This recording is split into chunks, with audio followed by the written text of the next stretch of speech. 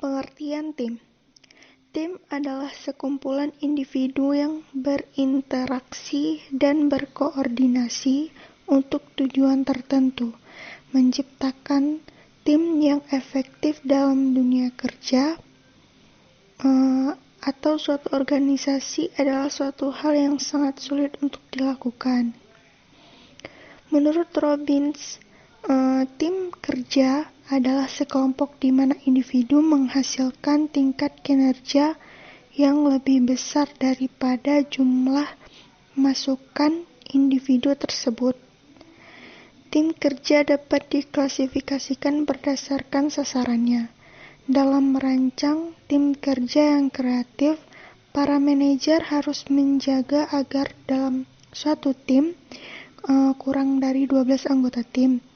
Tim yang memiliki banyak anggota akan kesulitan untuk berinteraksi secara konstruktif dan bersepakat dalam banyak hal.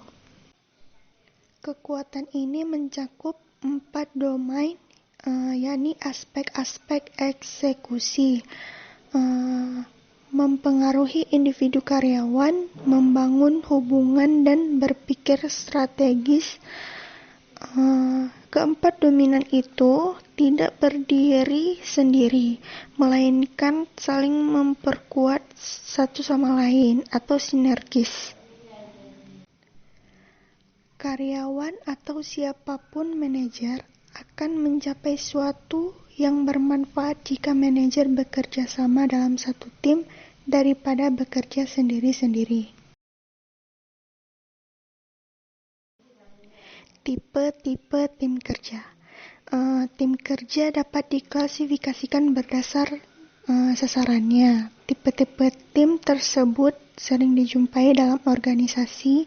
Yang pertama itu tim pemecah masalah, di mana sekelompok individu yang beranggotakan sekitar 5-12 karyawan bertemu selama beberapa jam tiap pekan untuk membahas cara-cara memperbaiki kualitas, efisien, dan lingkungan kerja. Yang kedua, tim pengelolaan diri, di mana kelompok yang umumnya terdiri dari 10-15 orang yang memiliki tanggung jawab dari mantan supervisor mereka. Tim ini sepenuhnya mengelola sendiri, bahkan memilih anggotanya sendiri. Yang ketiga, ada tim fungsional silang, di mana karyawan-karyawan dari tingkatan hierarkis yang hampir sama tetapi dengan bidang dan tugas yang berlainan, yang berkumpul untuk menyelesaikan suatu tugas. Tim yang memiliki peranan sama dengan fungsional silang tetapi hanya bersifat untuk sementara. Itu juga disebut sebagai satuan tugas atau task force. Lalu ada komite di bagian kelompok yang tersusun atas anggota lintas lini di departemen.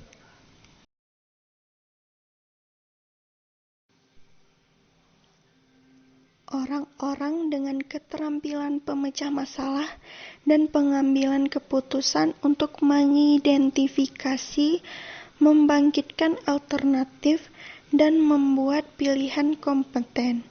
Orang-orang dengan keterampilan mendengarkan dengan baik, memberikan umpan balik, penyelesaian konflik, dan keterampilan antar pribadi.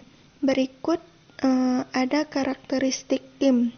Yang pertama itu ada ukuran. Secara umum, ketika ukuran tim meningkat, akan sulit bagi setiap anggota untuk dapat saling berinteraksi dan mempengaruhi satu sama lain. Yang kedua, itu ada peran anggota.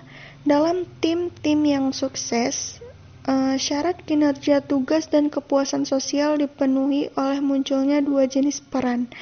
Yang pertama itu ada spesialis tugas, contohnya seperti memberikan opening, mencari informasi, meringkas, dan juga memberi semangat. Yang kedua itu ada sosio-emosional, contohnya seperti mendorong, mengikuti, dan mengurangi ketegangan. Sebuah kelompok kerja menjadi tim kerja ketika kepemimpinan menjadi aktivitas bersama, dan kelompok mengembangkan maksud dan misi sendiri. Akuntabilitas bergeser dari sangat individual menjadi bersama antara individual dan kolektif. Inti dari tim yaitu komitmen bersama. Perbedaan kelompok dan tim. Kelompok dan tim bukan merupakan hal yang sama persis. Ada perbedaan antara kelompok kerja dengan tim kerja.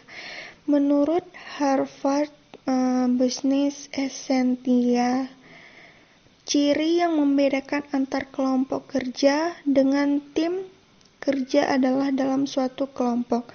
Kelompok didefinisikan sebagai dua atau lebih individu yang saling bergantung dan bekerja sama untuk mencapai suatu tujuan dan juga kepentingan yang sama.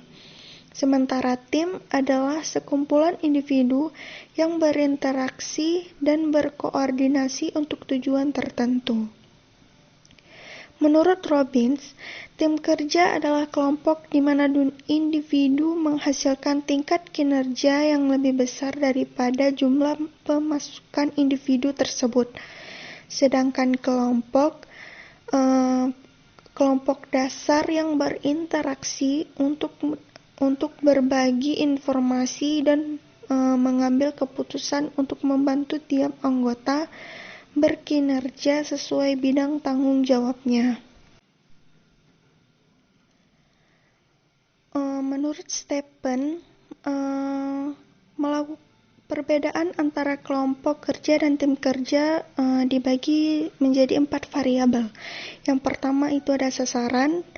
Di bagian kelompok seperti berbagi informasi, saling membantu membuat keputusan kinerja masing-masing. Di bagian tim itu ada kebutuhan kerja kolektif, saling membantu demi usaha bersama. Yang kedua itu ada sinergi, di mana di bagian kelompok itu bersifat netral, sedangkan di tim positif melalui usaha terkoordinasi. Lalu ada akuntabilitas di dalam kelompok, yaitu contohnya individu tidak saling melengkapi.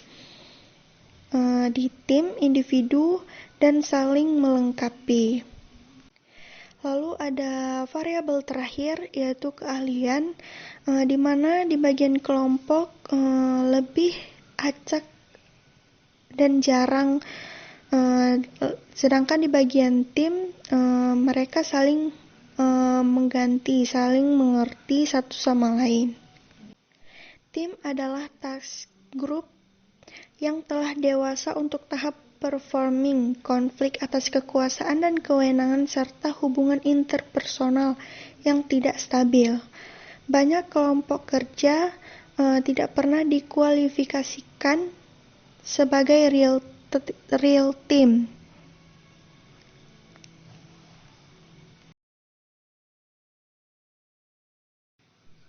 Kesimpulan, di dalam suatu organisasi, setiap individu dengan individu lainnya sulit dipisahkan karena saling berhubungan, apalagi jika memang mereka memiliki tujuan dan juga kepentingan yang sama, maka mereka akan dibentuk sebagai suatu kelompok dan akan bekerja sama di dalamnya untuk meraih tujuan bersama.